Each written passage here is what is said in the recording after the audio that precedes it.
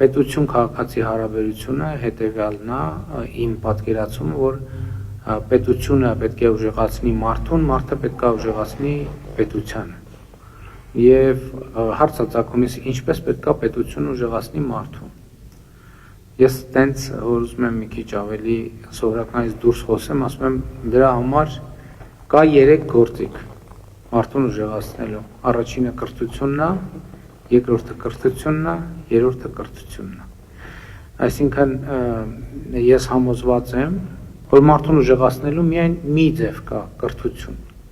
Եվ իմիջիալով ձեր բարձրացած բազմաթիվ հարցերի լուծումը էլի կրթությունն է։ Եվ այդտեղից է ծնվել 300 դպրոց 500 մանկապարտեզի ծրագիրը, ակադեմիական քաղաքի ծրագիրը,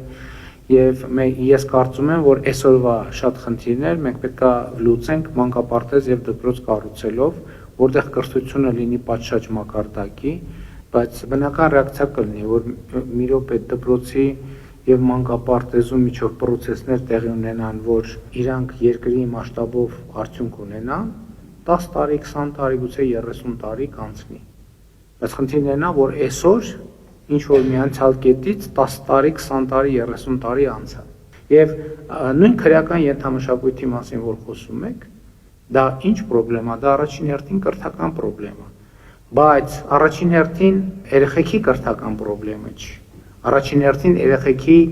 ծնողների կրթական խնդրեմն է, առաջին հերթին երեխեքի ծնողների հարևանների կրթական խնդրեմն է, նրանց միջավայրի կրթական խնդրեմն է։ Ես նույնիսկ կառավարության նիստում եմ դրա մասին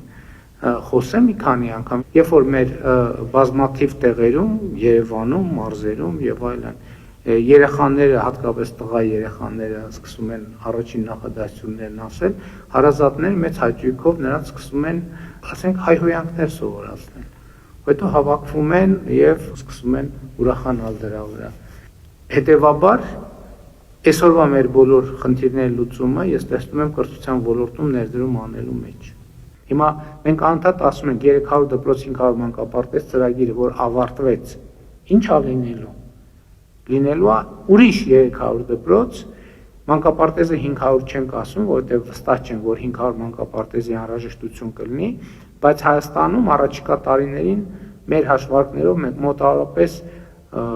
800, գուցե 900 դպրոց պետք է կառուցվի։